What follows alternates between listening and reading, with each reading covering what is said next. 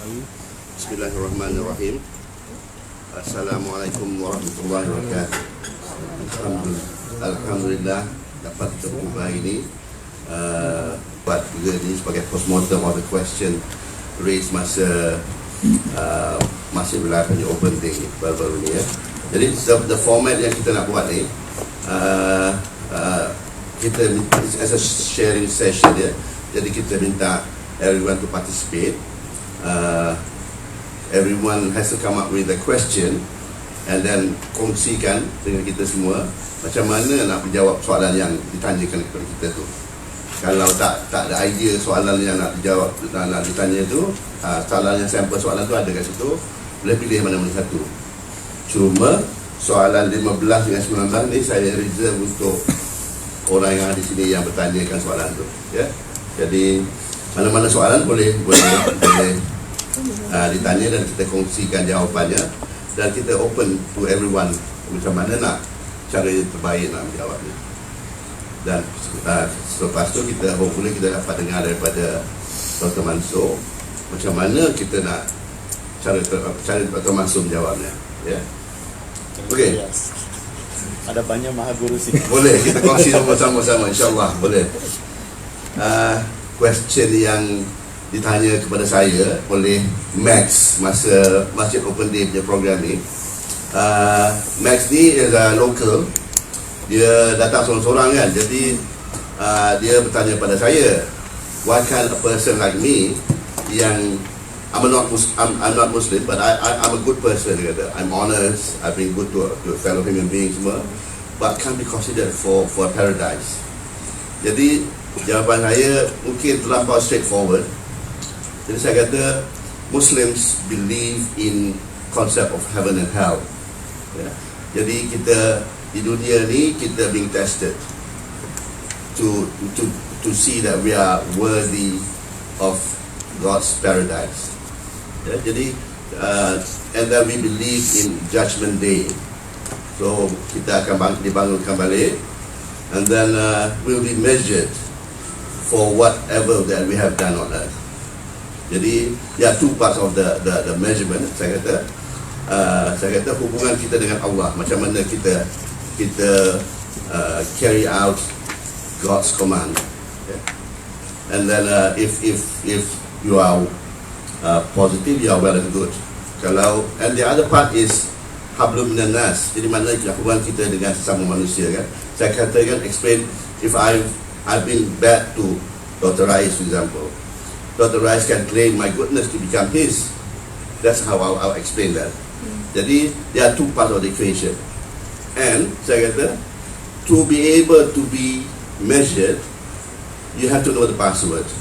Yeah, the password to paradise. Saya kata ialah syahadah. Asyhadu an la ilaha illallah wa asyhadu anna Muhammadar Rasulullah. Tapi itulah dia tak terima. And then saya mungkin taunt dia lebih sikit lah. Saya kata I'm sure you are looking for an answer, that's why you are here. Lagi dia marahkan saya. Ya. Jadi saya mungkin silap saya di situ lah. Jadi lepas tu saya minta pertolongan Sister Fatimah, dan cara Sister Fatimah menerangkan situasi itu buat saya rasa kentil. Sister Fatimah mulakan dengan mengatakan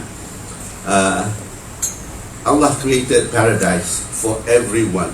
He wants everyone to be in the paradise. Saya kata Allah Akbar. Saya tak terfikir pun nak cakap macam tu kan.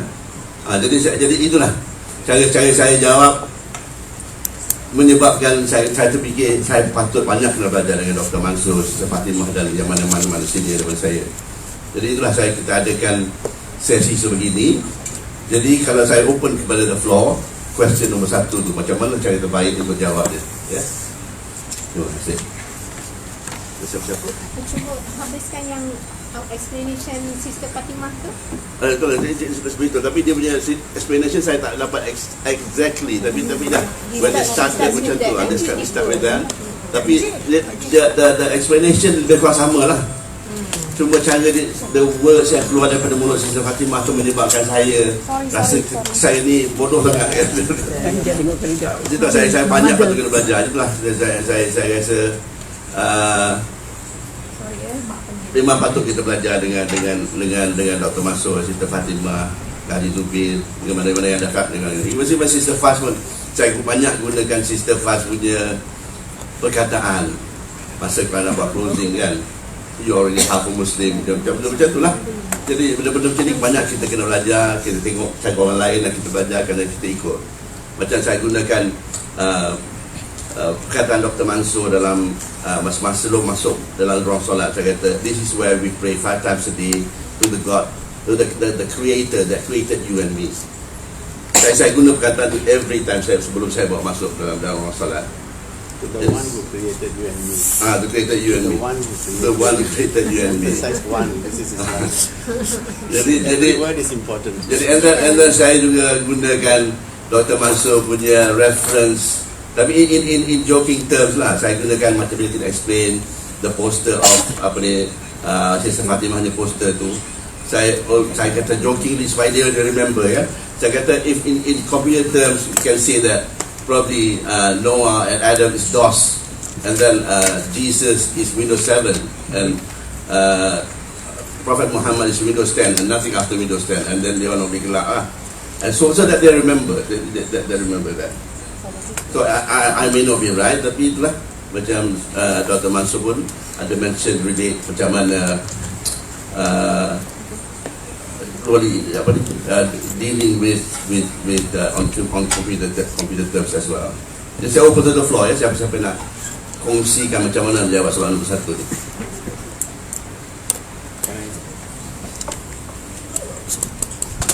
This is not directly addressing the question, but a general point that right at the beginning about answering questions you must be sensitive to. First is relating to what it was like in the old days when we started this program. We had probably about 5 or 6 volunteers, and we were all trying to recruit. And when I went around talking to people, they would listen and they would be very interested. I have time, I like to do. But at the end, they were still not joining. So I began to wonder what is it holding these people back from joining. And one of the things I said with a few, and I said, you seem to have all the potential to do it, why are you not joining? And it became very clear to me that what we are doing today was the biggest stumbling block for them. This whole thing about question and answers. What if they ask me questions I can't answer? And this was really holding them from joining the program, Once I began to realize that this was a huge stumbling block for people to become volunteers in this program, I began to clarify things a bit more. I told them that without addressing the issue that this is their mental block, I said you don't have to worry about answering questions. There are only about 10 questions 95% will ask you. And we will tell you how to answer these questions, and after a while you'll get used to how to answering these questions, even in a better way than the way we teach you. Then when I asked you what are these questions they ask you, this will be relating to food, why can't we eat pork, dietary habits, halal, haram. A lot of questions about ladies, women's rights, polygamy, hijab, these kind of questions about terrorism, violence. So in total you can say it's about 10 questions. And this will come in various forms. You just learn how to answer this, you'll be ready to start. That made people easier to join the program. So all of you here, we are always short-handed. We need more volunteers than we have. So when you try to recruit, try to put them at ease, because you will find that this is one of your biggest stumbling blocks. What if they ask questions if I can't answer? And tell them it's no big deal. Nobody started, and no one knows all the answers. And I always tell them the best da'wah answer is I don't know. And don't feel small about giving that answer for a number of reasons. One is there is this psychological thing. What if I say I don't know, they will have a very poor opinion of me. I told them actually the truth is the opposite. Because all along they've been asking you various questions and you're answering them. And suddenly this one question you're not able to answer and you say you don't know, your credibility actually goes up. I'm actually dealing with an honest person here. he has answered all this question, but this one he genuinely says he doesn't know. So you don't feel you're going down, becoming small by not being able to answer. But the most important thing from our side is make sure this is the last time you say I don't know to that question. It cannot become a habit every time I don't know to this question. So you have to go and find out. And the third thing is, to the person who you said I don't know, you have to ask yourself, when you deal with this person, may I have your contact number, whatever it is, so that I can find out and send you the relevant answers if you want me to. Or if you want, I can tell you can go to Google and to find out yourself also. So all these things are important in dealing with this questions. This next point that I want to make, which is Keep this a general point. Any question that you are asked, there are many parts to it. I'm just going to mention only one part here, because if I start talking about it, go on for ages. I'll just mention one part. There are two ways of answering any question that you are asked. What are these two ways? One is what I call the Islamic Sharia answer. For example, the example that Brother Muhammad Fairuz just now said, the origin of the answer I gave was actually as a result of a request from a lady volunteer here. One day she asked me, Dr. Mansur, Can you follow me as I do this tour, and then tell me, give me some suggestions. So I went along with her and made mental notes of what was happening. So when we came back and then we had a discussion, I asked her, remember what was the first thing that you said when you entered the prayer hall? The statement that you made was, Muslims pray here 5 times daily. That statement is an Islamic Sharia answer. It's technically correct, there's nothing wrong with it. There's nothing wrong with it, and you are perfect and nobody can fault you on that answer. But that's not what I call an Islamic da'wah answer. So she asked me what would be an Islamic da'wah answer. Every day I pray here 5 times daily, 5 times to the one who created you and me. The moment you say this you and me, you realize the effect is phenomenal. Because suddenly they become this is part of a larger talk I've given in many places about the dawah of inclusion. Most of the time, every statement that we make in our answers, we actually engage in what I call the dawah of exclusion. The other party is not part of the conversation. Oh, you people do this way, we have our own ways of doing. They don't see the connection. So you have to ask yourself, every time you open your mouth, every word has to be crafted correctly. It's not just a very loose, dawah talk is not a very loose talk.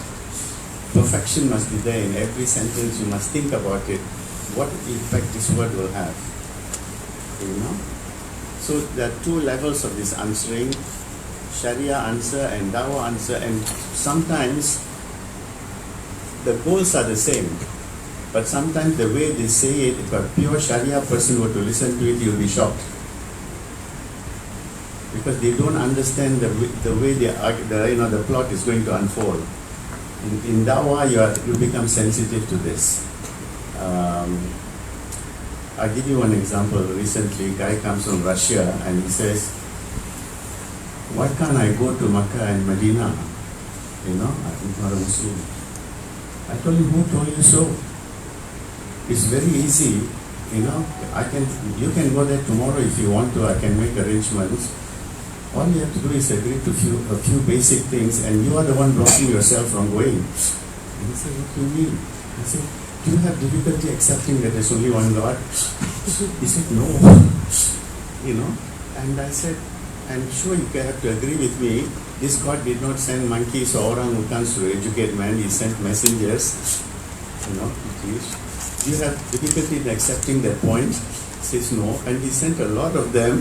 The last one, Muhammad, would you have difficulty accepting it? He said no. All you have to do is now say it in the way I'm going to dictate to you, and then tomorrow I'll get you the card and you can get you an Umrah visa, you can go. What's the problem? Oh, I didn't realize it. That was his response. So, if you want to go into all this story about Tana Haram and sacred land, you have to go these days, you've gone off the point. You just flip the question. You put the burden on him. Who told you so? You know? I have people who come and tell me, this 5 times prayer is too hard for me. I said, who told you have to pray 5 times a day? I have friends who are sitting around me in shock watching Dr. Mansur say this. But they don't know the whole plot that's going to unfold. It's better that they pray 1 time a day than not praying at all. So if you get them into the activity, so keep this in mind when you give, because if you give the Sharia answer, you are not succeeding in your da'wah objective. The da'wah objective is you want to bring them closer to Allah. This is their objective. It is, and you have to find out what is the da'wah way of answering. A lot of these questions you have to ask yourself, what is the Sharia way and what is the da'wah way of answering? Many people are not sensitive to this. Because they give most of the time, because they will come and ask me, Dr. Mansur, how you are going to answer this question? They are basically asking a template answer. I can give a template answer and which they will download on everybody they bump into. And it's not going to achieve their da'wah objective. So you have to become creative in answering this question. And you go deeper into it in answering, giving an Islamic da'wah answer. One of the things that you have to be very sensitive, and this comes through years of experience, a lot of scars on your back, a lot of sad responses after you get your replies. You must know, this is basically following the Sunnah. Speak to people according to their level of understanding. In other words, there's no one da'wah answer to that question. You have to understand the person you're talking to and give an answer accordingly. I'll give you one. I have plenty of examples. I'll give you one right now. The guy comes from New Zealand and he wants to be very polite to me, and he comes very close like this and he says, I heard your prophet had many wives. This is what he said to me. I heard your prophet had many wives. And I just looked at him and he said, but none of his wives complained. Why is it a problem to you, brother?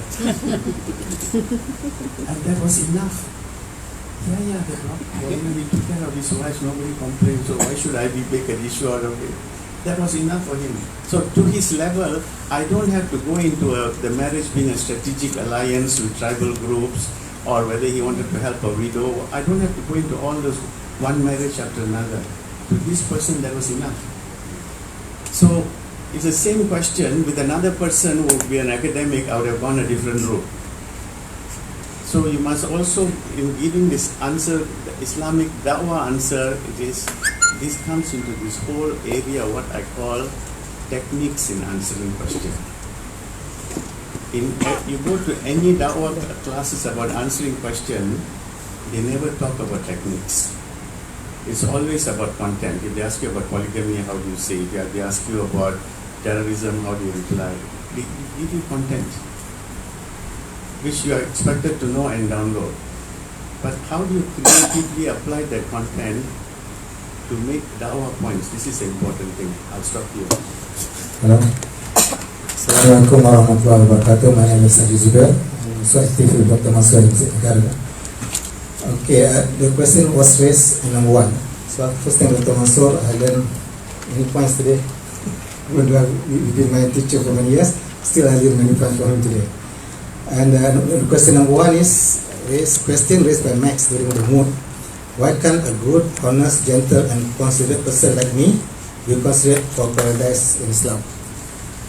So our idea of Moscow Guide is make sure that when the tourists come, they come happy, and when they leave, they should live happier. That's our motto. Come happy, they live happier. So we must find ways to give an answer, this which is true, yet make them feel nice, wonderful. Because when the Prophet sent Mu'az bin Jabal to Yemen, we reminded him, make things easy, mudahkan, jangan susahkan. Make things easy, do not make it difficult. That's one of the advice of the Prophet. So in this question, why can't a good, honest, gentle, and considerate person like me be considered for paradise in Islam? So if I try to answer, I will say, yes, that's true. In paradise, most of people, all the people in paradise are good people, honest people, gentle and considerate. So you are a very good candidate for paradise. So only that, have you got the passport to enter paradise? Have you got a passport? Like you're from overseas, you want to come to Malaysia, you must have a passport. Even you are a president of a country, no passport you can enter. So have the passport. So what is passport to enter paradise? Very easy. First, believe in God the Creator. Why? Because paradise belongs to Him. This is paradise. So believe in Him. But before that, we are welcome to argue, question, discuss. Does God exist? How do you know God exists? What's the proof? What's the argument? So once you are confident God exists, believe in Him. So, church, And number two, believe in His messengers. Why believe in messengers? Because God doesn't speak to each of us direct, but He speaks through His messengers. So, but before that, you also welcome to question, argue, discuss. Is that the messenger of God? Is Muhammad the messenger? Is Jesus, Moses, David? How do I know? What's the argument? So once you believe they are messengers, you believe in them. So once you believe in God the Creator and the messengers of God, you got that passport to enter paradise. Like what Dr. Moses said, to go to Mecca, very easy. And so that make them relax. That they are not forced to believe, but they is open to research and proof. Okay. So the next important question, that do you know why people go to hell? What makes people go to hell? Anybody want to try? Why people go to hell? I always ask this question to tourists. Why do you know why people go to hell? They sin. That's not the main reason. So they don't know? Not the main reason. The main reason why people go to hell is that they forget to ask God to forgive them. They forget to ask God to forgive them. I may have done many wrong things in my life, even shirk. But one day I come back, Allah, God, forgive me. Please help me. I don't want to go to hell. Please forgive me. And Allah, God loves to forgive. So if Allah forgive us, we don't go to hell. So to go to paradise, believe in God the Creator, many messengers, the last is Prophet Muhammad. Not to go to hell, ask for forgiveness, and in between you try your best to be good, like what you're doing now. To be good, you're honest, gentle, considerate. So the better you are, the higher you be in paradise. So how to go to paradise, how not to go there, and between you try your best. You make mistake, ask forgiveness, try again. So that's so you can go to paradise. I have heard this question being answered by Dr. Zakir Naik. If I can remember a bit of that. So basically, he answered by means of giving an example of two people. One, you are studying in university, you register, you study in the university, you take all the exams, and then finally you get your degree. But this other guy also studies with you, but he never registers in the university. He borrows the notes, he studies everything, and he's able to, if you were to give him the exam paper, he can answer all the questions and everything. But at the end of the day, let's suppose he can go to the exam, he's allowed to go, and he can pass the exam with flying colours, just like his friend. But will the university give him his degree or not? So he will never get his degree because he never registered in the first place. So likewise in this situation, you are a good person, you know everything, but you do not have that. It comes to the keyword of the password or the registration that you need to qualify for before you can enter paradise. Somewhat along those lines that I can remember. The question is that I said it's not out of the mood in a context, because 1 week before that there was one Malaysian came with the Japanese, and this Chinese man from Malaysia, he was asking question about the words of Allah have been used in Malaysia, Sabah and Sarawak. So what's the big issue about God? I say, our God is Allah, but their spirit is not to Islam. It's just talking about the God which is Allah. So I choose to answer that at this time to something else. The reason being because we've been discussed a lot before. So why should I answer it? Otherwise, it's going to spoil the intent of the other person who's coming with him, the Japanese. So I discuss something. So what would the right answer to this? Because we have talked a lot about this before. There will be no right answers. Probably how best to address this situation, I suppose. Okay. I would probably say that the word Allah is very much from Arabic. If you have the Bible in Arabic version and mention Allah in there, I think it could be forgiven, because in Middle East even the Bible will carry the word Allah. But if you have a bahasa or other language Bible and mentioning Allah, that's totally different, right? That's probably could be mistakenly misleading. That's how I would answer it. The sisters may have another opinion. No, I was following. There was one event, one video with regard to the session in US. They were promoting Islam. It was the guy, the very blatant guy who talked about against Islam. That man, the person who's answering, he never answered that man directly. He goes somewhere else, then focusing on what is question. In order for him to get accepted, rather than answer, he answered that, like what I'm going to say, there will be a lot of head on. So that was the reason I distract his attention. I remember the session between that two guys, and they were having that. Sometimes I do that as well, because sometimes during that time we just trying to gather our thoughts on how best to answer. So there's actually one question in there. It's about similar issue. You know, you've got to be very precise, punchy, just make a few sentences and home run. That's it. And as I said earlier, people according to their background, their understanding. This kind of question comes in various ways. I give you one recent example that happened. 25 people from a church in Netherlands. They came with the priest of the organization, and it was so wonderful. You know, this little town from Netherlands where I come from, there are no places for Muslims to worship. So I've allocated a part of my church for Muslims to do their prayers there. Wonderful. So he wanted me to take his people inside the Masjid Negara prayer hall, which I knew is not allowed. But I took the risk. He's so good to my brothers in Netherlands, how can I deny his request? So I took him inside and put them at the back of the hall. For nearly 1 hour, they asked me various questions on so many subjects. I answered all of them. At the end, coming to do it was raised here, I said, can I ask you all one question? Please tell me, how did Jesus Christ call God? How did Jesus Christ call God? And the answers all, of course, I was expecting. I knew what the answers were going to be. God the Father, our Father in heaven, the Divinely Father. It was this kind of answers. I just heard them out for 2 minutes and then looked at them and I said, but all your answers cannot be true because Jesus Christ never spoke English. It came as a huge shock to them. They have been conditioned into their mind that Jesus Christ spoke English. Only if he had spoken English, he would have said God the Father or God in heaven, Divinely Father. You know? So then only they realized something was not connecting here. I cannot get when doctor said he didn't speak English, but they are telling them in terms of the translation. No, but in their mind it was, this is how Jesus Christ, I asked, how did Jesus Christ call God? Okay. You know, our Father in heaven, Divinely Father and so on. Okay.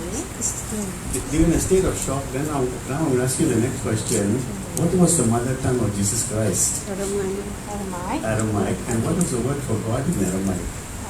So once I started explaining Aramaic, Semitic language, Hebrew, Arabic and so on, the priest gets worried. You know, suddenly Dr. Mansu is getting through here and I know the typical answer. I think it's time's up, we should go. It's very standard. Very standard. So you have to really pitch your answers to the group that you are talking. For the first time they realized that that was not how Jesus Christ would have called God. They were not able to tell me because they are conditioned into thinking this is how Jesus Christ spoke to God. You know, praying, oh Father in heaven, my Divinely Father. Jesus Christ never prayed with those words. So it came as like a big shock to them to be told that Jesus Christ didn't speak in English. I mean, they could have given a word in Deutsch, but they didn't do that. Netherlands, you know, they didn't do that. But it was all conditioning their mind speaking English that this is how Jesus Christ will have called God. So what did Jesus Christ call God? The word in Aramaic is Allah. Allah. It's close to it. You know, if you go to the Hebrew tradition is Elohim. Plural would be Elohim. Allah is all pronunciations are close because they're all Semitic languages. It's like just like you go Telugu, Malayalam, Tamil, all you take the same word, just little bit the same word, slight difference. You know, they're all same family. So you have to look at the answer you gave. How do I deal with this? Look at this background. Where is this coming from? You know, I mean, I've asked people. You know, we had a minister called Musa Hikam. You know, but we don't call him Moses Black. You know, I mean, you tell me this is your Japanese name. Can I translate it into English and call you by that name? No. You know.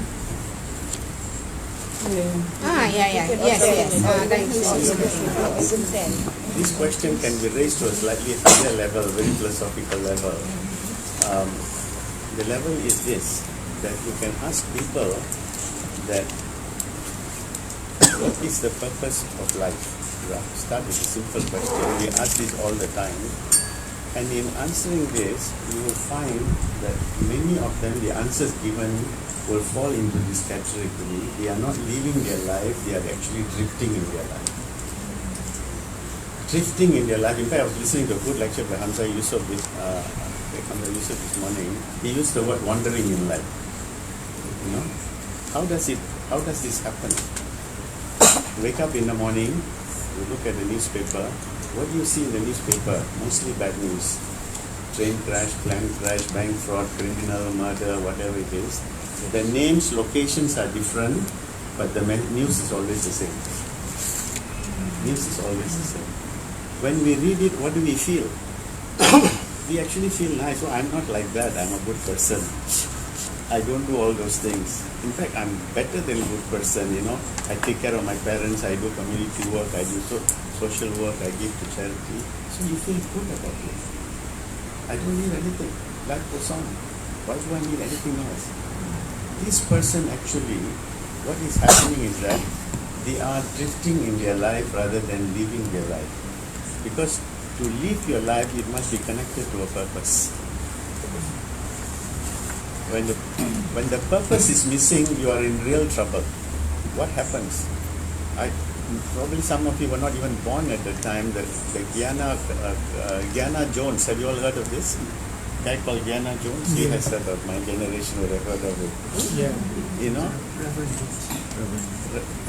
This particular guy, first Communist Party member, later on discovers religion, joins the Baptist church, and becomes the leader of a church.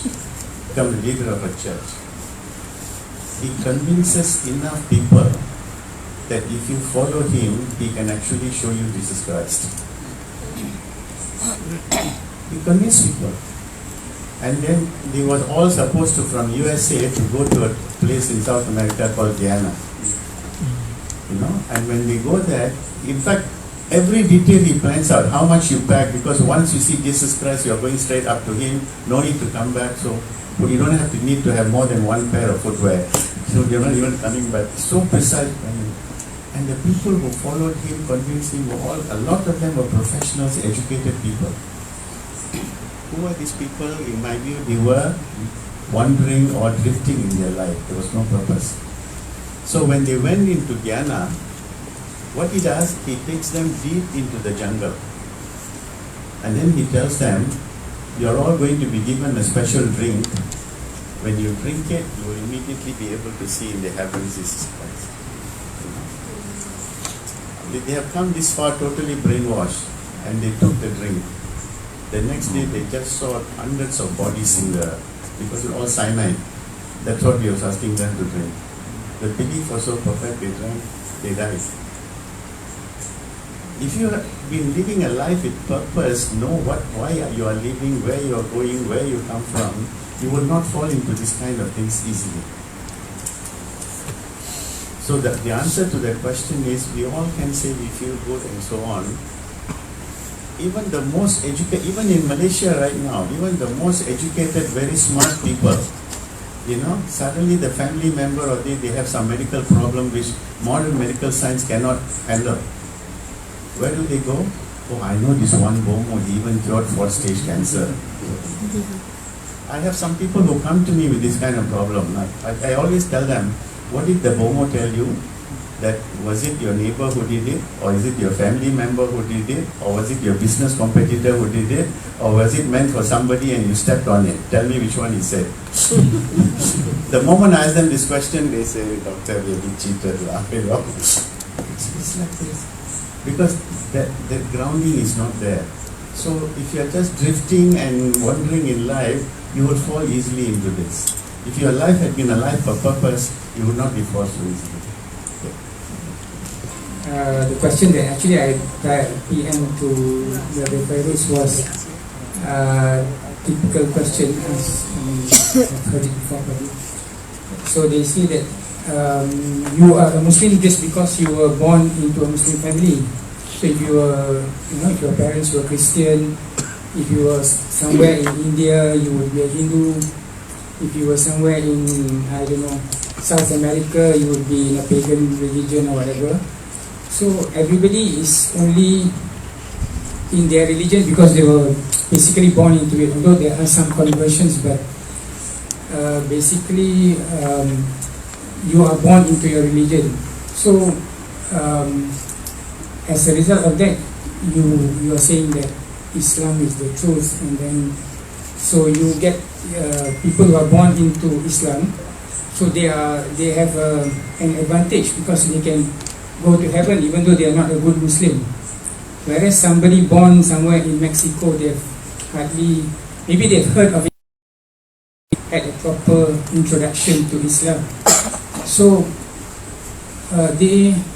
does that mean they have to go to hell? So where is the justice in this? Basically, is the question. How would you answer that? I Share how your thoughts on how you answer that. Okay, basically, the answer to that is it does not mean that if you are born in whatever religion, from an Islamic perspective, everybody is born a Muslim.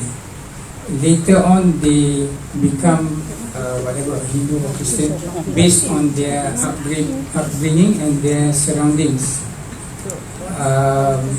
But eventually, you will not be punished if you have not heard first of all, if you have not heard the message of Islam, or if the right message has not been brought to you. So even though it may appear outwardly that the message never reached you, but you apparently died as whatever Christian or whatever, but if you never consciously, knowingly rejected God, so you would not be punished for it. There's also another side to the answer which says that on the day of judgment, these people who the message never reached them, there will be a process and another opportunity given to them. I heard of but that will be on the day of judgment for them to answer. But basically, the answer is that what appears on the surface is not necessarily, doesn't mean they actually will go to hell if they never got the message. That's basically. The question could be similar to question number one, which is if you're not a Muslim but he's been good all his life, why can't he be considered for paradise? Similar to that. Any response from the ladies?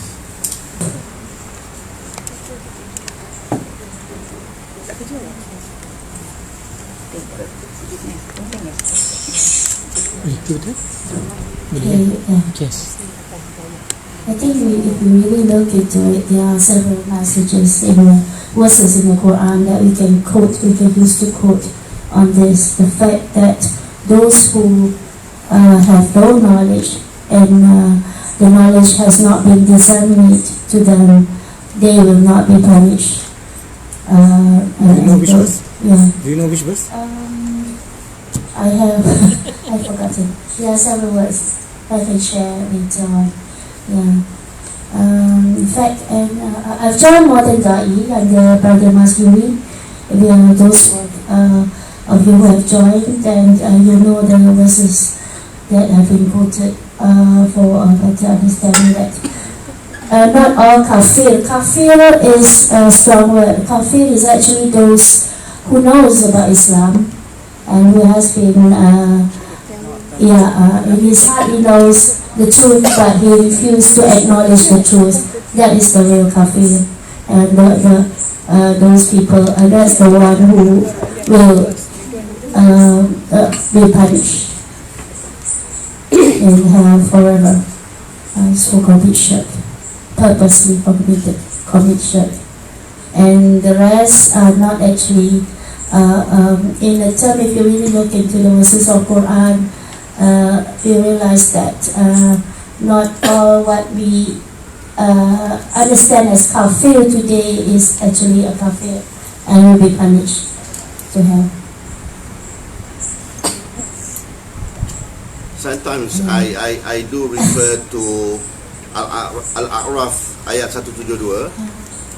Alastu bi rabbikum qalu bala syahidna. Sebenarnya kita pernah at one time dulu dalam alam roh, kita berada di depan Allah. Semua makhluk berada di depan Allah dan kita mengaku yang Allah bertanya, adakah aku Tuhanmu? Dan kita semua kata qalu bala syahidna. Dan kita mengaku Allah tu. Tapi kita tak ingat bila kita di dunia. Cuma bila kita mati itu kita akan ingat. Jadi maknanya terlalu sikit lah yang kata hidayah tak sampai kepada mereka tu. Jadi Al-Araf 172. Am I not allowed? Allah ask the question. Sometimes, but that's too deep sometimes. Because I tengok juga macam mana dia punya. Tapi kalau kita katakan ya Allah tu Maha Adil, jadi tak adil lah pada mereka roh-roh yang dia tempatkan dia pada yang bukan Islam. Macam kita dilahirkan Islam, kita tak perlu kan. I mean, we don't have so much misunderstanding about Islam. Itu the big question. There's always a question, di mana keadilan Tuhan? There's a lot of thesis on that. Sama ada kita ni also question sama ada kita ni Al-Sunnah wal Jamaah, whether mengikut Jabariyah, Qadariyah ke ataupun others kan. Macam Jabariyah ialah dia pulangkan balik kepada semua kepada Allah. Maknanya dia kata kalau dia mencuri pun dah qadar dia, dah Allah tentukan dia mencuri. Jadi itu tak betul juga. Kalau Qadariyah pula dia kata kita hidup sini semuanya kudrat kita, cuma Allah malaikat tu ambil ni je. Dia tak betul juga. Jadi Ahlussunnah wal Jamaah ni kita dekat dengan Jabariyah, cuma kita diberi rasa kita yang membuat sesuatu. Itu a bit deep lah kalau nak jawab cara begitu kan. Tapi dah soalan begini susah nak jawab sebenarnya. Just a quick one. I think it goes back to the part when you start quoting from the Quran. I think you're going a bit too deep. Yes, First of all, they don't even believe in the Quran. They don't believe, and then you start quoting. I say, that's your book. You believe in that.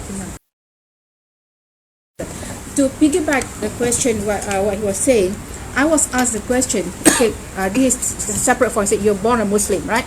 So I was asked a question by an atheist. He said, if you're not a Muslim, would you have chosen to be a Muslim?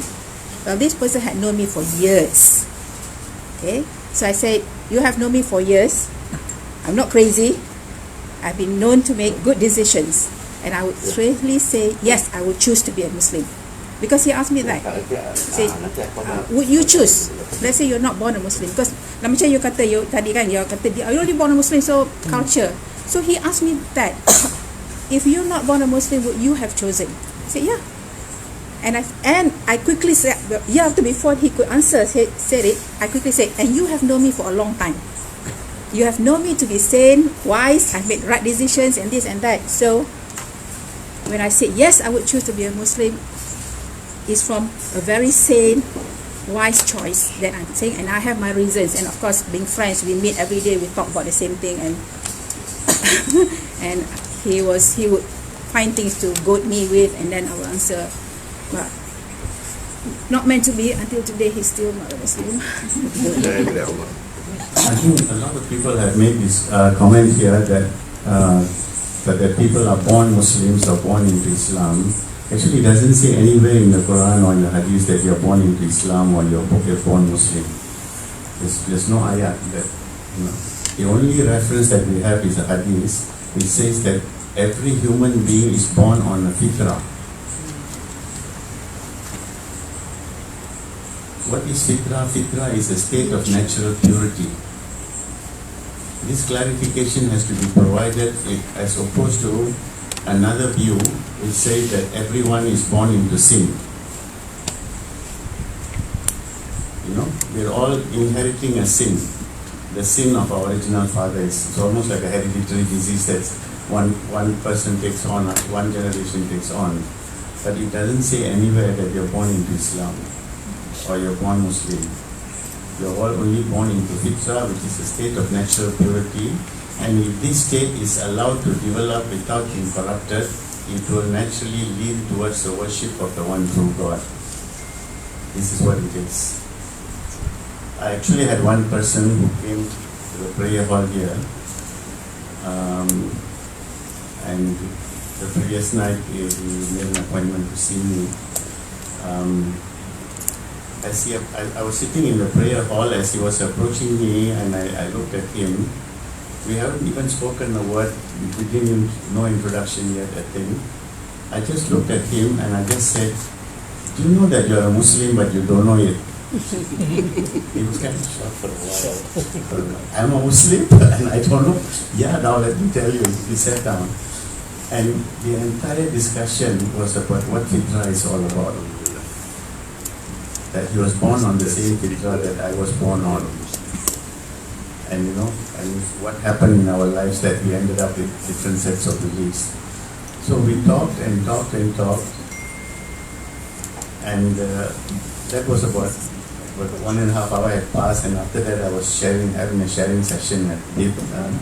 So I told him, "Can you come to Masjid Wilayah tomorrow? We will continue the discussion." And he came. And then there were two parts about this that was still amazes me. At the end of it, he took the shahada, you know, saying that, you know. But after he left, there was one guy,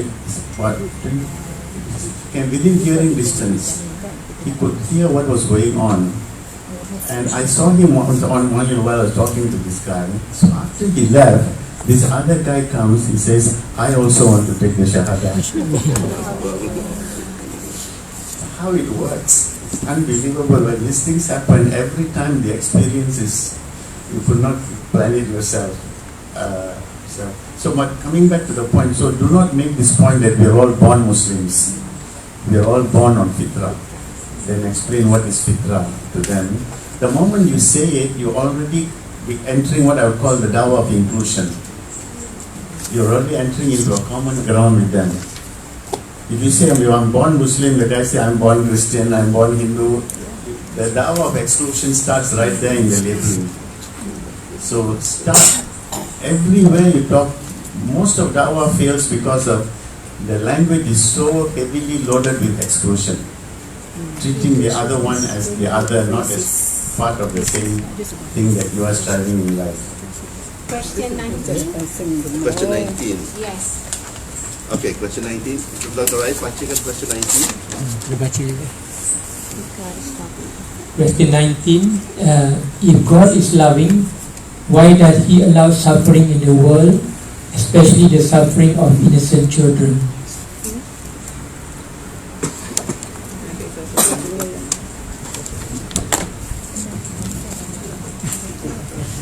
Sure, many people can deal with this question, you know. This is a very common, in fact I answered it in one of my Instagram postings. Why would a loving God send people to hell or something like that, you know? And my answer was, why would you choose hell when there is a loving God?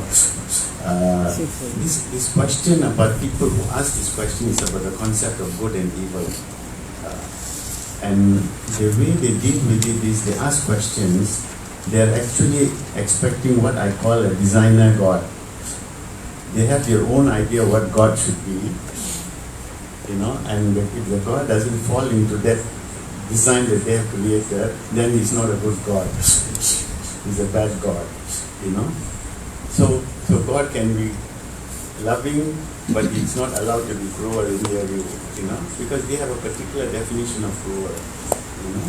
And the Quran is very clear. There may be some things that you think are good to you, but they are really bad for you, and certain things that are bad for you, or that you think is bad for you, they are actually good for you, you know. And we are not in a position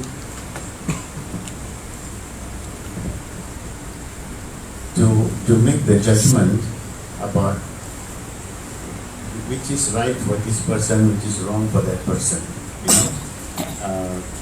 A lot of the times we make all kinds of du'as.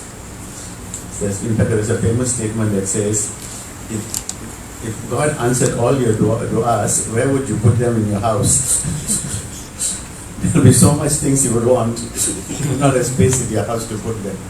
You know, so one has to have an understanding in which you do not become judgmental about what God should be. It's only when you take on the role of being God yourself as to how God should be, you ask these kind of questions. You know? Sure, there is suffering, but in the eyes of some people it may be suffering, in the eyes of another person it may not be. We do not know what happens. You know, like, again, I was listening to a lecture this morning, repeating the whole thing. People who have children who died before they reach puberty, you know. I mean, I had one child who died 7 days after birth. I was the only one who knew it. My wife didn't know about it. Family members don't know about it. This child is not going to last long. And every night I would go into the toilet. The kind of agony that I went through crying was unbearable. It's hard for me. And 7 days later, the child passes. So, at one angle, I could ask, what did this child do? You know, or what did we do as parents? We can't think of anything that we did wrong to have a child with this kind of disease, you know. And many parents who go through this, you know, children die at a young age. But then when you read the other side of it, you know, that on Judgment Day, this child of yours that passed away before reaching puberty will be one who will be coming with a can or glass of water and look for the parents to give the water. I want to see my child in that way. Some hadith goes even further. Allah will call upon His children to say, you can enter paradise. And the children will respond, no, we won't enter paradise until we can take our parents with us. So you see all these things become relevant if you have belief. If you don't have belief, then this is a non-issue. Then this whole thing appears as cruel. But there is a divine plan that we don't understand. We cannot design God the way that we want to. You know, we are His slaves, we obey. That's all. Thank you. Before we pass to Sister Norella, question about women. 17. Question number 17. Why can't a woman lead a prayer? Are Muslim women treated like second-class citizens? How do you answer that? Pass. This is very common when we do the mosque tour. Last time I used to say about men cannot concentrate, this kind of thing. But after I came across another lady, then they said, oh, why men they cannot concentrate? We ladies also cannot concentrate, looking women in front of looking at men in front of us. So now when I was asked about why women cannot lead a prayer, why women especially why women like to pray at the back, my answer would be like, when we do ritual prayers, earlier I will explain about ritual prayers and the common prayer, the general prayer. So ritual prayers, ada solat lah. Doing the ritual prayers, you have to follow certain positions, standing, bowing, and put your head on the ground. So now, if I come across this question, I will answer, because when we do ritual prayers, it involves certain positions, and as a lady, I won't be comfortable having men behind my, looking at me at that kind of position. So that's how I answered on this. Whether second class or first class, whatever, in the eyes of God the Creator, we are all the same. What make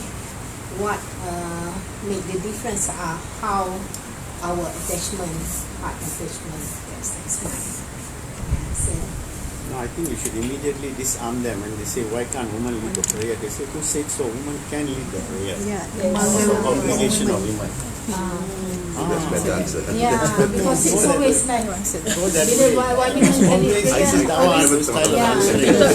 Say, who told you women can't lead the prayer? They can lead the I never prayer. thought of that In way. fact, in Yes. China, there is a masjid next to the, parallel to the men's section, there's a women's section. During Salat time, the lady leads the prayer, the lady imam. You can see it on Google actually, Yeah, the lady imam. yes. The moment you take this way, the discussion goes differently. Exactly. Then you can go into all your reasons this way and that way. Yeah. In Sometimes Masjid because- Nagara is beautiful, you can answer there at the back. You know, I say ladies are placed at the back. In fact, I tell them in Masjid Nagara, women have 3 places to pray, men only 1. They say, wow. Same here. Yeah, same actually, Bob says. You make this point when you say women have 3 places to pray, men only 1. This is against the What kind are of 3 places? one which is exclusively for ladies, then the one at the back, and then there's another secluded area. Area. And then you explain each one, and then you explain to them. And then in our Western tradition, we all have stereotypes. Front is good, back is backward, third class, second, third rate, inferior. In Islam, it's just the opposite. The back area is a VIP area. You say, how so? You see, at each level, I take the argument differently. How so when prayer is finished, the ladies can leave first without any hassle. The men folk have to wait.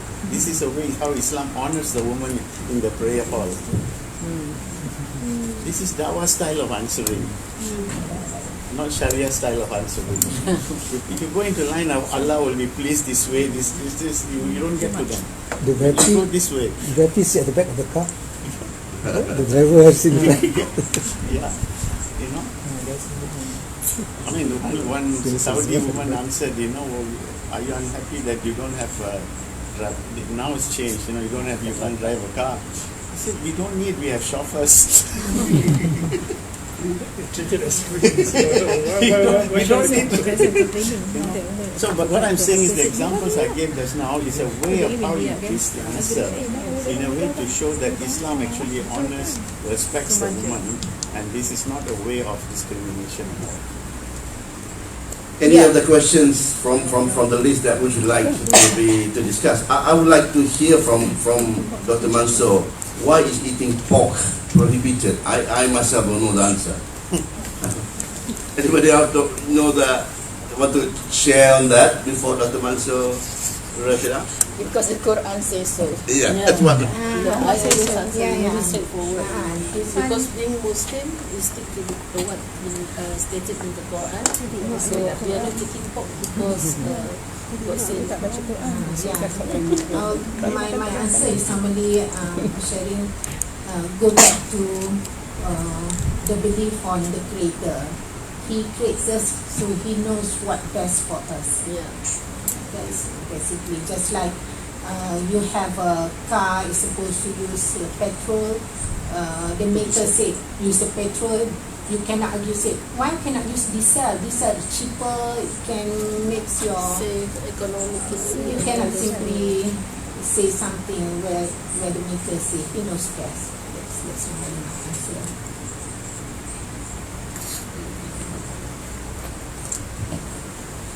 This was asked for Dr. Mansoor last. For us Muslims, it's quite easy.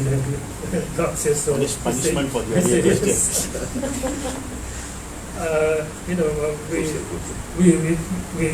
We can understand 100% whatever Allah asked us to do. It is for our own benefit. So first off, that's what we are told. Our Creator tell us not to eat pork, so we do not eat pork. But we have the intellect, and we can reason out. Modern science can show you there are a lot of negatives when you eat pork. So there you go. You have to go and eat pork. Go ahead. But keep in mind that it's not good for you. I used to answer that modern science, this thing. Then they said, especially Japanese, they like sports very much and they are very healthy. So after that, I didn't use any modern science. I just go straight. This is what the maker said. I think by now you guess how I would go on answering this. Want to know, sir, still. Still cannot eat pork. I think totally Muslims cannot eat pork. You'll get shocked. I said, Muslim can eat pork. I said, in a life-threatening situation, everything that's haram becomes halal. Exactly. So if it's a life-threatening situation when there's no other food other than pork, I'm allowed to eat it. Oh, I didn't know this. Then you actually set the background to a discussion about what is haram and what is halal. This is the bigger issue they need to understand. That for something to be halal, it must satisfy three conditions: clean, pure, safe. Wouldn't you want to eat food that is halal? You can ask them after that, after making this point. Food that is clean, pure, and safe. Heroin is pure, one of the purest substances, but it's not safe. So you basically make them think in the opening statement, you ask who told you can't eat that. So if it's a life-threatening situation, it's permitted. You can eat it, it's no problem. You don't starve to death when meat is right in front of you. You're not allowed to kill yourself that way. But it is specifically prohibited, and there is a reason given in the Quran. The reason is it is referred to as an unclean animal. Now the question is, what is cleanliness here? You and I remember when I was in secondary school, I have to explain this to some of my friends why you can't eat this. And I looked up at some books and they had this fancy word that if you eat pork, you'll get this disease called trichinosis of the eye. It's some kind of an eye disease. But that's, later on I discovered that the argument is rubbish. That's when pigs are reared in a very unhealthy environment. But now in modern pig farms, this is a non-issue. You go, it's very clean, very hygienic. So there is something there that we ourselves have no perfect knowledge of what it is. What the Creator means by saying that it is an unclean animal. All we say is He knows best. And we obey that command. But please bear in mind that in life-threatening situation, that too becomes permissible. So when you give this kind of answer, and they always tend to equate this haram and halal as a Muslim thing, as an Islam thing, that you've got to make it to them that would you want to eat wherever you go food that is halal, food that is clean, pure and safe for you. In fact, you should look for halal food wherever you go. So you completely turn the tables on and give them a little dawah education about Islam, dietary habits here. So you should look for every opportunity to do da'wah in every question. This would be an example. Okay, thank you. Doctor, sorry, can I just ask, can you also say that people of the book, like the Jews and the Christians, they are also not allowed to eat pork? And, all because of the fact that it's not clean and all that? I don't know whether that is true or not. Actually, this is very valid point raised by Dr. Rais, but the other people of the book.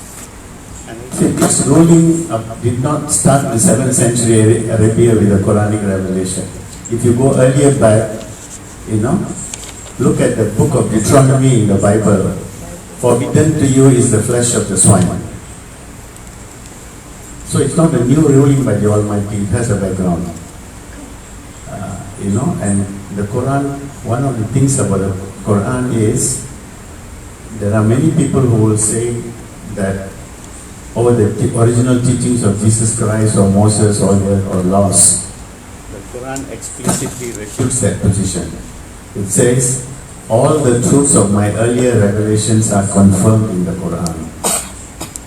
And this is one example where in the book of Deuteronomy it actually says, forbidden to you is the flesh of the swine. I actually had someone in Masjid Nagara who took Shahada there, and then the next few days he flew off to the Philippines, and he was staying with a Christian family,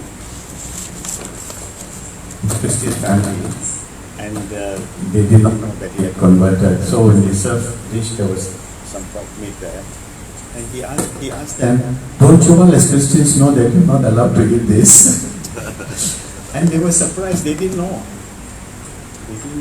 And that was the original teaching, but by the time the Roman boys took over, they started modifying the original teachings. But in the book of Deuteronomy, this phrase is there, forbidden to you is the flesh of the swine. So many of the things that you talk back, in Dawah, this is one of the important points you want to bear in mind, that this thing that you're asking didn't start in 7th century Arabia. That this thing has a whole record that, the Almighty has been consistent in His ruling. The same thing when you talk about hijab, don't make it into a thing that started in 7th century Saudi Arabia with some practices among the Arabs. No. You can go right back and quote verses from the Bible that are actually in defense of the hijab. You can even go back further to the Judaic tradition and ask them, do you know that one type of woman was not allowed to cover her head? Do you know who it is? Answer is prostitutes. So when you start beginning to put it, it doesn't look like a pure Islam thing. It has a historical base which they need to understand, that this is a divine ruling and has been consistent. Okay, thanks. There's one time when everybody can eat pork, even though not in the face of death or when in paradise. Yeah. You can ask whatever you want. The best of it. Yeah, there was a story of 1 year yang saya tak ingat siapa dia, tapi dia was an alim lah, dia dapat firasat yang mengatakan ada seorang for that year yang dapat haji yang mabrur, tapi dia tak buat haji pun. So he went back and find out dia dekat this one kampung ni. So this man, how this man boleh dapat haji mabrur walaupun dia tak pergi. So what happened was dia buat savings enough for him to do Hajj, but there's one time dia went back to his house and dia bau something nice, and then dia pergi tanya wife dia, pergi tanya apa dia masak kan. The neighbor said, this something halal for me but haram to you.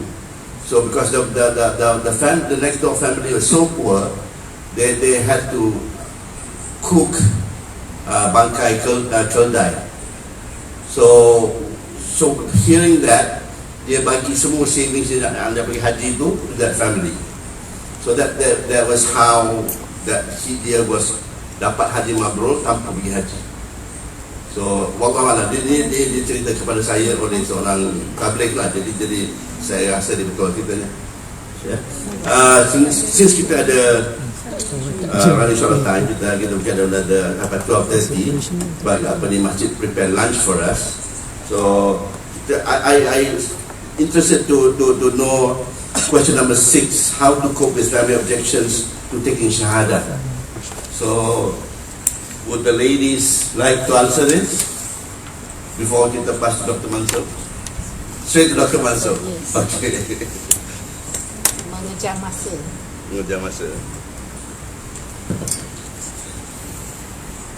Actually, this is a very widespread problem. It's not something where it's so pervasive and I have to deal with this kind of cases, many cases like this.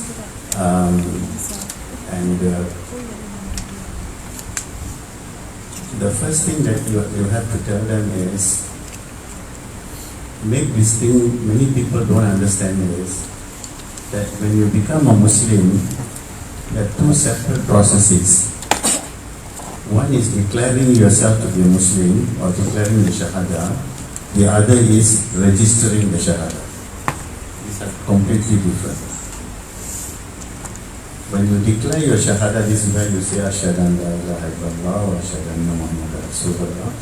By saying that, you are reconnecting yourself with your Creator. You have become a Muslim in the eyes of Allah subhanahu wa ta'ala. But for worldly affairs, you have to register the Shahada. This is not an Islamic requirement. This is a worldly human requirement. Why do you have to do this? For three things. You register the Shahada. One, if you die, then somebody needs to know that you are a Muslim so that you can be buried as a Muslim. Otherwise, nobody knows who you are. Number two, if you want to get married, there is also need to be proof that you are a converted, you are a Muslim, so you need to show some proof. So the registration, the card, whatever you have, is necessary. Third is, if you want to go to Hajj or Umrah, you have to show proof that you are a Muslim. Then for these three main things, it is good to register. But there is no compulsion. There are many people who have gone through the first, but not gone to the second. This is one of the reasons is because they do not want to expose the fact that they are Muslims for various reasons. So for some, there are ways around it. I tell these people, you can still register, but don't use your home address. Use somebody's address that you can confide in, so that the only communication you're going to get from Jawi would be asking you to come for a training program. And that's it. Otherwise, they don't bother you at all. Or sometimes if they have some money they want to give you, they'll ask for your bank account number. You know? So technically there is no requirement to, make public your fact that you become Muslim. I think all of you know this famous celebrity speaker Shoaib Webb. You know where he took his Shahada? Inside the toilet. Yeah. Inside the toilet he didn't, because he was all kinds of, band, pop star group and all kinds of things, a different lifestyle. Then the moment he becomes Muslim, he knows people will find out. He didn't want his family to know. He said he will go into the toilet at night, read the Quran by himself. And then, he took the Shahada in the toilet actually. Because he didn't want to know. Then I tell them, what is the next step? Know as much of the things as you can without in any way exposing yourself. I mean, if you just roll out your sajada and start praying in your living room, people would have known you have converted and you might run into problems with your family. But there are many things you can do. I mean, giving zakat has nothing to do. Nobody needs to know that you are giving zakat. You can also fast without people knowing that you are fasting. Whatever you are capable of doing, without in any way that action going to cause any hurt to you, you should do. Whatever is blocking you, is going to cause problems for you, you don't have to do it. This is the general advice that everybody gives. In fact, there's a recent talk in YouTube by Sheikh Yasir Adi. In his Q&A section of one guy in a village in India. He's the only Muslim kid who was converted in that village. There are no other Muslims in the village. There's no other masjid. So what do I do? How do I pray? And the rule is, in Islam, if doing it is in any way is going to be a difficulty for you, it's a look of a life and death situation, they will beat you up. And you can go to another place, hijrah, somewhere and live, and live a life as a Muslim, then you should consider that. But financial resources, family commitments and so on stand in the way, then you just stay put where you are, do whatever you can within your means, and you will be forgiven for what you are not able to do. So when it comes to family objections, in most cases I tell people, even though you don't advertise, they must begin to notice something about you that is different. That what has Islam done to you? By your behavior, the family must begin to see a lot of positive changes in the person. Omar al-Khattab was asked, what is the best way of doing da'wah? He says, you can do it without speaking a word. And then he was asked, how do you do it without speaking a word? By your good manners. So, if the family begins to see, well, my daughter was used to dress this way or used to talk this way, or, but I see all these changes are taking place. You may become the catalyst for them to become Muslims eventually. They will begin to wonder where is all this coming from. So, family objections, yes, but you are inviting trouble. Some people, they feel, oh, they've discovered the truth, Islam and so on. You people are going to hell, and you start engaging in this kind of condemnatory attitude and talk. You are asking for trouble. You show them by example.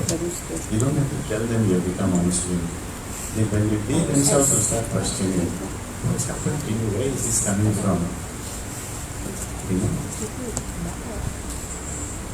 I gave a long talk about this at Masjid Wilayah many years ago to our talk. They took the first 10 minutes and uploaded it on YouTube. It's called Dawah to Yourself.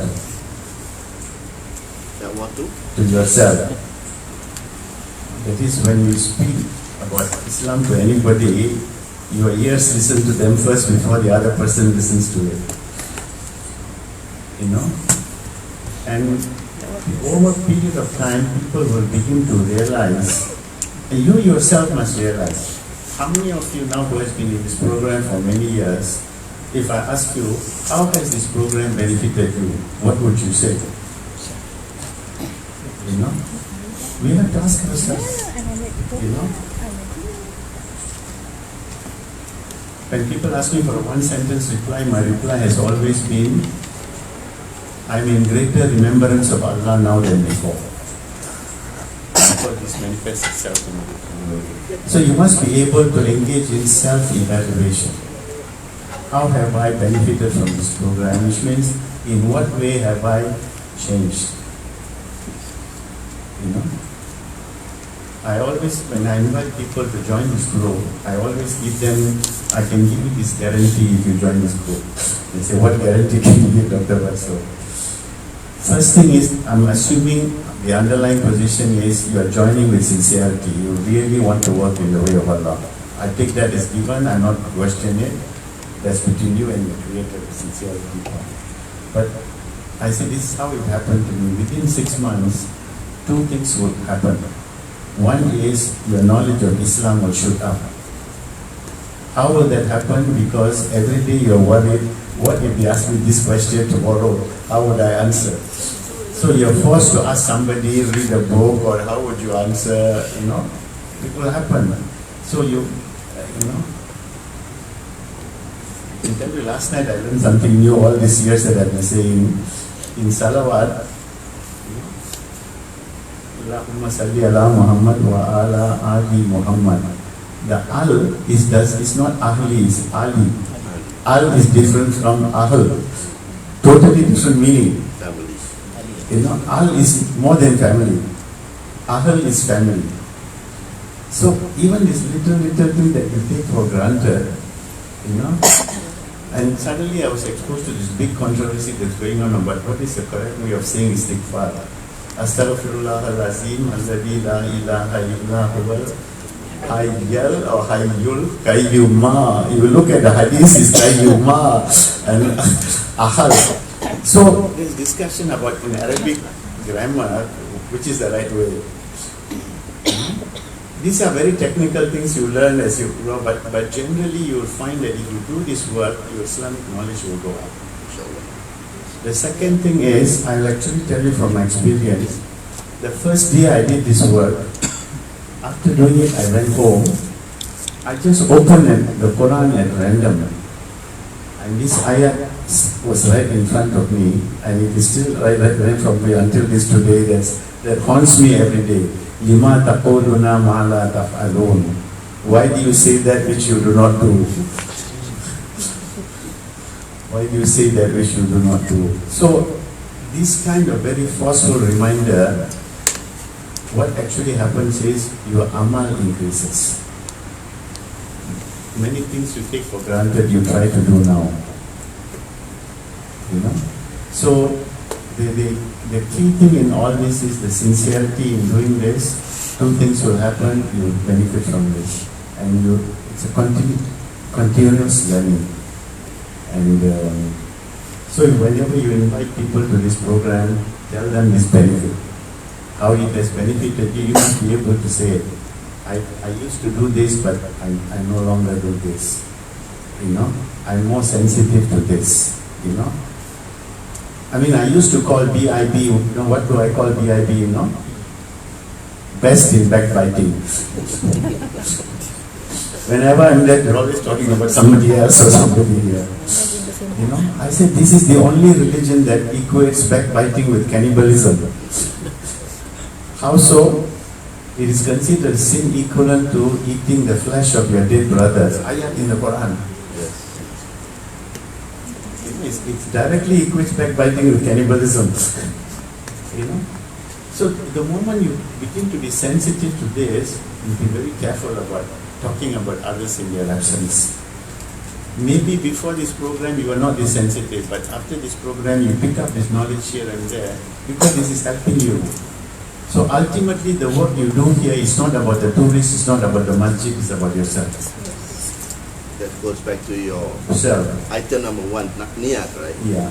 Closer, must bring you closer to Allah, makes you a better Muslim in terms of knowledge, in terms of practice. Inshallah, may Allah make it easy for all of us.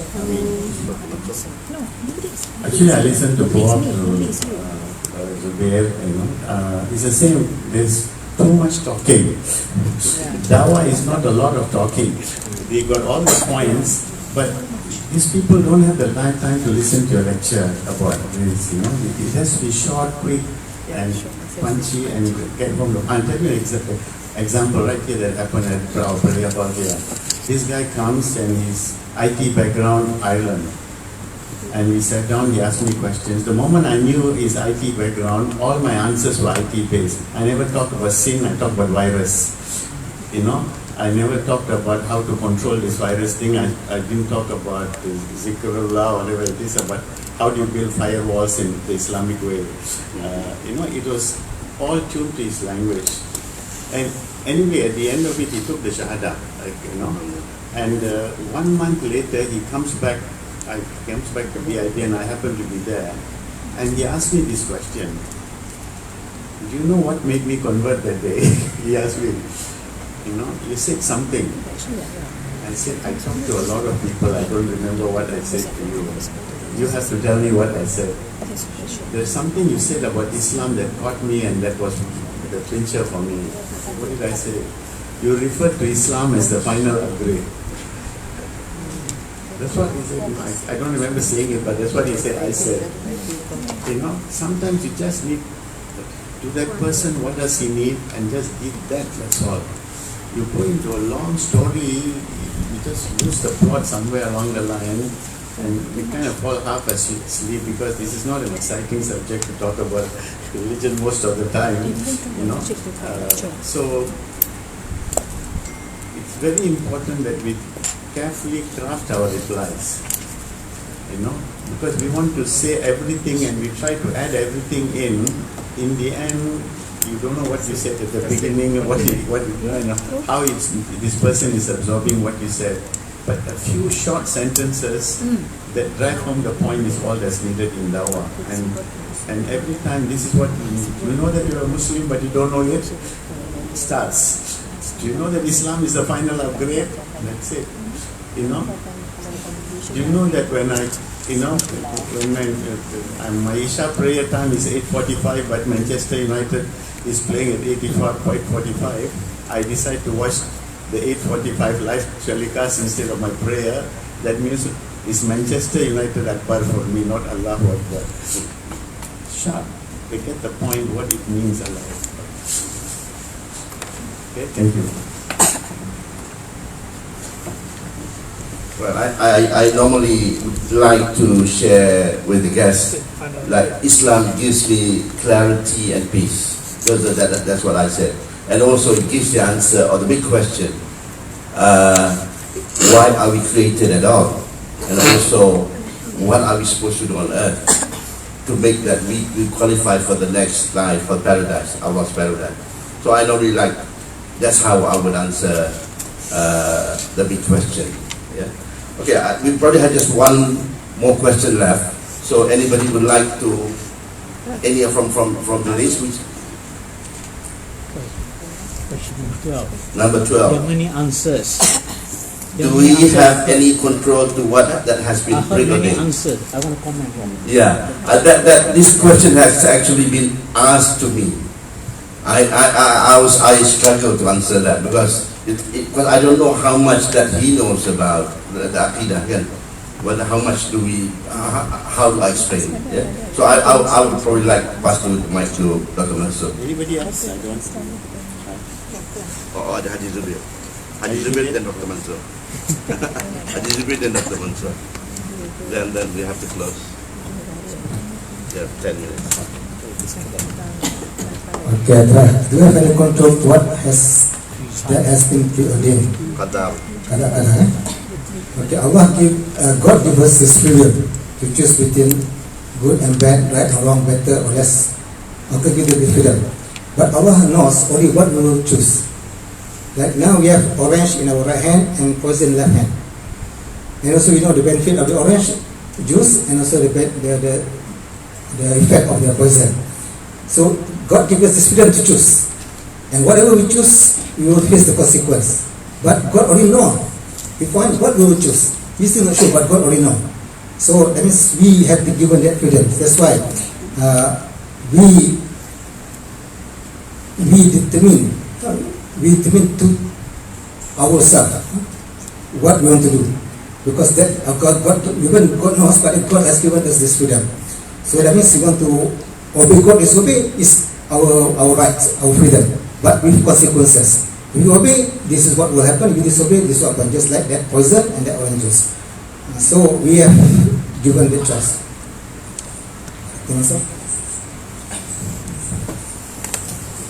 This question has been asked for thousands of years and will continue to be asked for the next thousands of years. I try to answer this very often with referring to, I make up my own stories depending on the person that I'm talking to. I'll share with you one recent story I told about this. I said, you and I, we are now talking in this mosque here. How did I come to this mosque, or how did you come to this mosque? I'll tell you how I came to this mosque. You know, I opened my house gate, I had my car key, I started, petrol there, I know the route, I'm a good driver, and I finally reached this mosque in 15 minutes. So if you ask me how I reached my mosque, it was all my driving, my skill, my car, my knowledge of the road, everything. You know? I said, makes perfect sense, and I can give you the same explanation how you reach from your hotel to come here. Now I want to take this argument to a slightly higher level. You know, what is this higher level? You know, for me to come from my house to here safely, at least 500 drivers will have to behave properly on the road. If one driver had misbehaved, I will not be here standing in front of you talking to you. I'll be in the emergency ward of the hospital. You know, did I have control over these 500 drivers? Did I tell them this morning, Dr. Mansur is going to the Masjid, all of you drive carefully on that road? Did I have control over it? No. So, I wanted to ponder on this story I'll tell them. You know, that there are limits to within which we control our destiny. but there are also things beyond us that we don't understand, that we can't explain. You know, I was born to a mother who was totally illiterate, never went to school. How could you explain that this mother could give birth to a boy who goes to a top-notch university and gets a PhD? Doesn't make sense. But that's Allah's plan. You know? But that doesn't mean I just sat at home, didn't do it. I studied very hard. I worked very hard. You know? So, in trying to understand this question, we are trying to understand with the finite brain the work of an infinite being. It's beyond us to understand. That's why Imam Ali said, destiny is a dark cave, do not enter it. That was his advice. Thank you.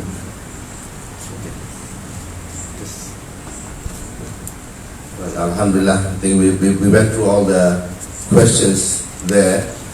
I had a discussion with Dr. Mansur on Saturday, and Dr. Mansur said that this session is actually step 10 in the steps 10 on the basics of dakwah, perbandingan agama. Jadi we hope we will manage to work that with Masjid. Alhamdulillah, syukur that we have this session. Alhamdulillah, syukur Masjid prepare